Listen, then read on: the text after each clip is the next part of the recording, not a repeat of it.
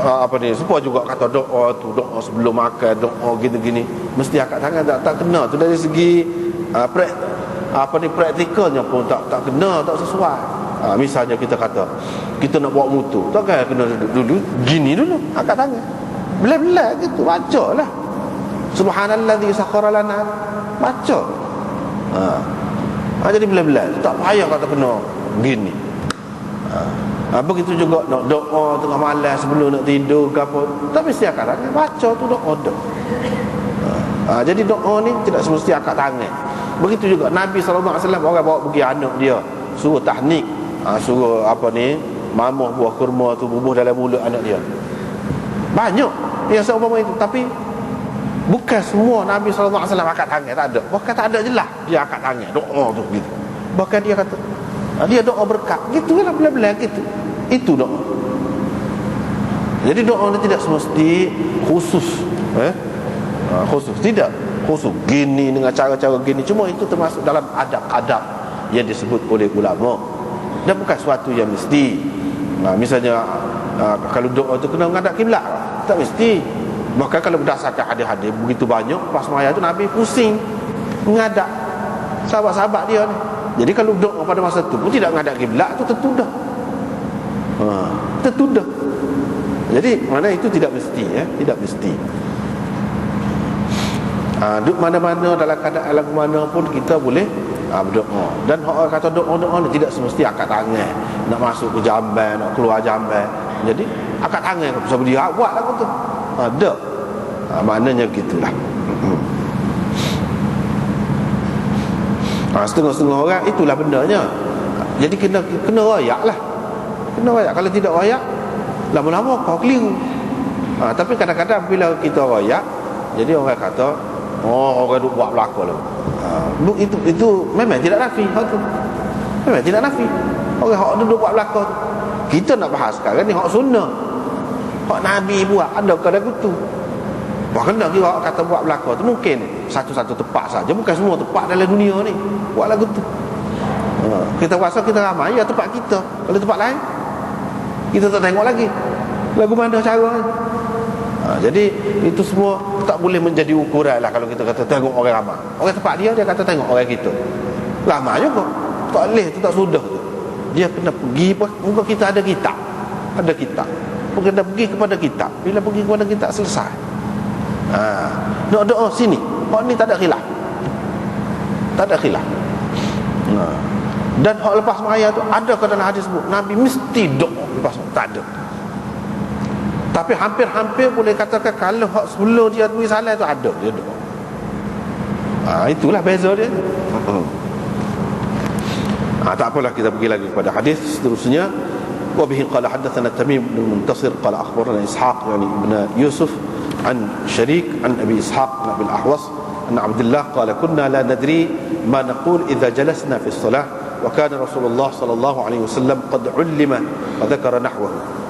Wa qala Sharik wa hadatsana Jami' yani ibn Shaddad an Abi Wa'il an Abdullah bimithlihi qala wa kana yu'allimuna kalimatin wa lam yakun يعلمناهن كما يعلمنا التشهد اللهم ألف بين قلوبنا وأصلح ذات بيننا واهدنا سبل السلام ونجنا من الظلمات إلى النور وجنبنا الفواحش ما ظهر منها وما بطن وبارك لنا في أسماعنا وأبصارنا وقلوبنا وأزواجنا وذرياتنا وتب علينا إنك أنت التواب الرحيم وجعلنا شاكرين لنعمتك مثنين بها قابليها وأتمها علينا. Itu tambah doa ni.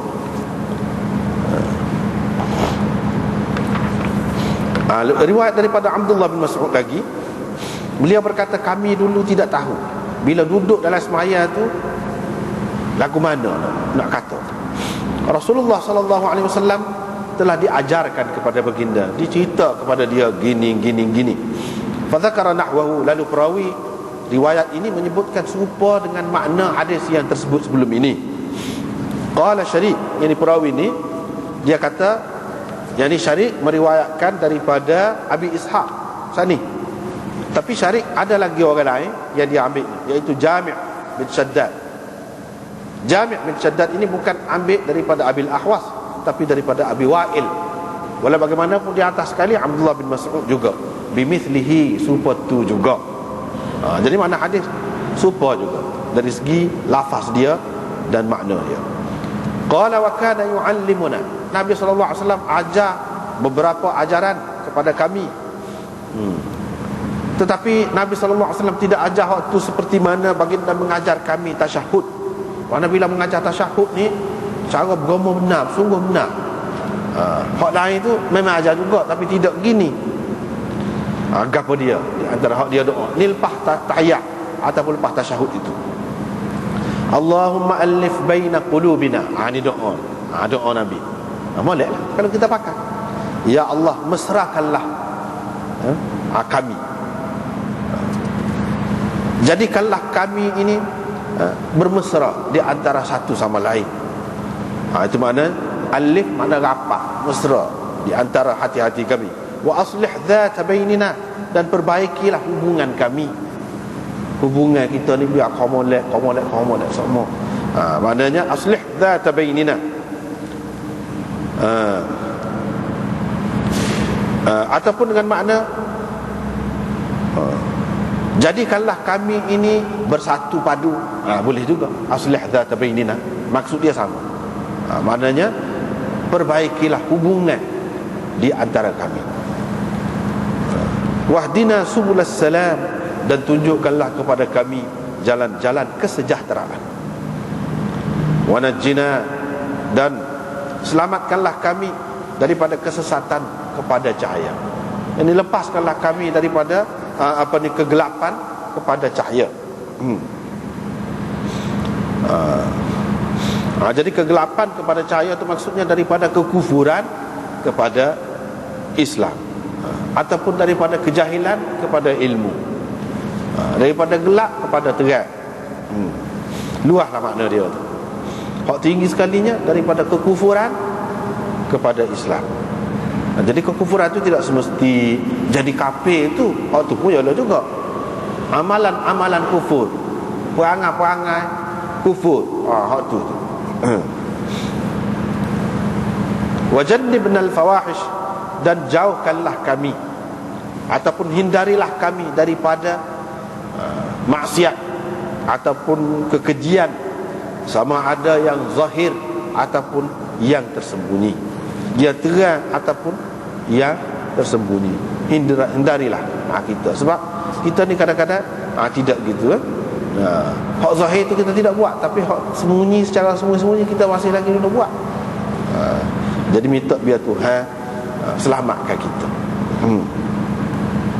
Wa barik lana, dan berkatilah untuk kami pada pendengaran kami, penglihatan kami, hati-hati kami, isteri kami, ataupun kalau perempuan maknanya azwaj itu dia boleh kedua.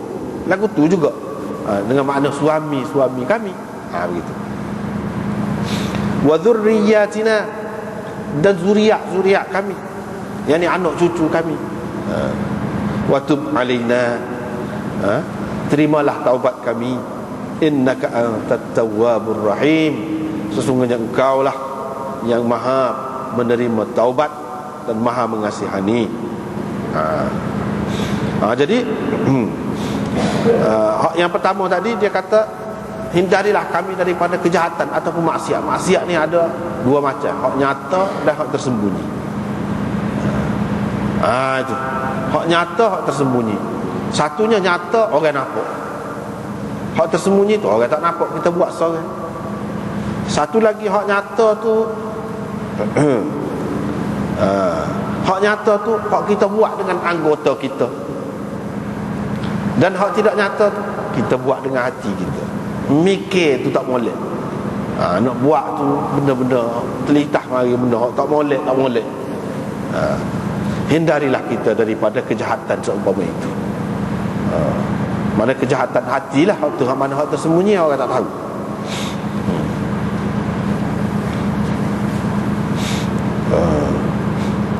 Berkatilah pada pendengaran itu, mana biarlah kalau kita dengar hak molek, Kalau kita tengok molek ada faedah untuk dunia dan akhirat. Itu makna berkat. Berkat-berkat tu itulah maknanya semakin bertambah faedah kebaikan kita, sama ada dalam dunia dan akhirat. Tuhan. Jadi pendengaran biar berkat, penglihatan biar berkat, hati biar berkat. Jadi kalau berkat apa? Hati fikiran ni jadi mikir hak molek lah. Nak buat hak molek saja. Hak tak molek tak sih. Hak molek tu sebanyak mungkin nak buat. Dia akan jadi gitulah. Dia akan jadi gitu.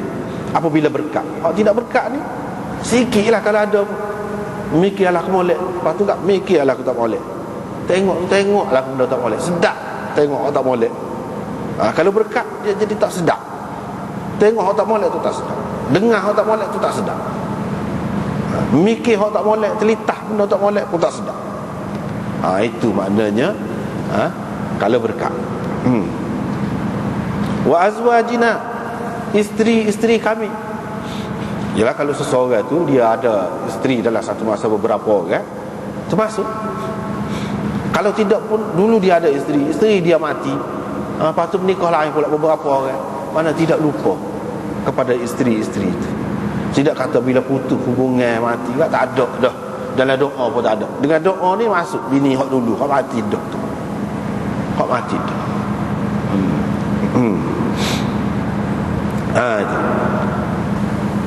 Itu yang kedua. Yang ketiganya, ada ulama mengatakan azwajina ni. Lepas tu kalau orang hak tak nikah, bagaimana? Dia kata bidadari. Itu maksud azwajina. Berkat bidadari itu lagu mana? Bidadari itu Tuhan beri hak istimewa. Berkatilah untuk kami pada isteri-isteri kami itu hak akhirat saja. Sebab kita hidup kita ni bukan setakat ni saja. Bukan setakat ni saja. Dengan sebab itu kalau kita perhati dalam hadis dalam agama, mungkin pada zahirnya nampak tidak sesuai pula dengan orang tu, muka dia tak ada bini. Lagu mana dia nak doa untuk bini? Dia tak bini lagi, ataupun dia tidak bersuami lagi.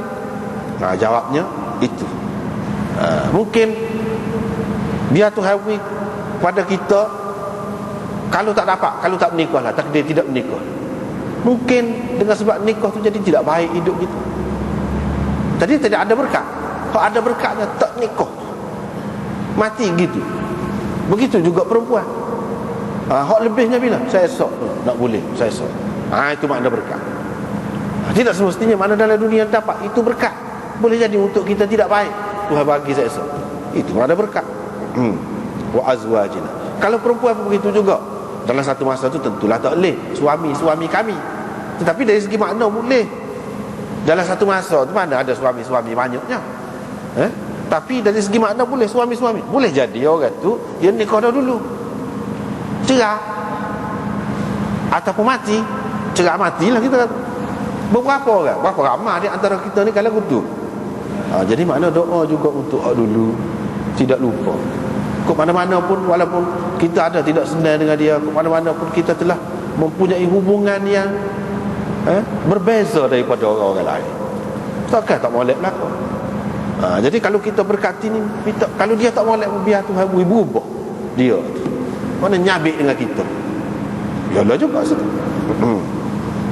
Ataupun perempuan yang tak menikah dalam dunia, mana seksa, akan ada pasangan dia. Akan ada pasangan dia. Pasangan tu pasangan yang cukup memuaskan dia. Tentu sekali lah dalam syurga biasa pun kita kata istimewa dah. Apatah lagi kalau hak berkat, hak lebih, tentu lebih lagi.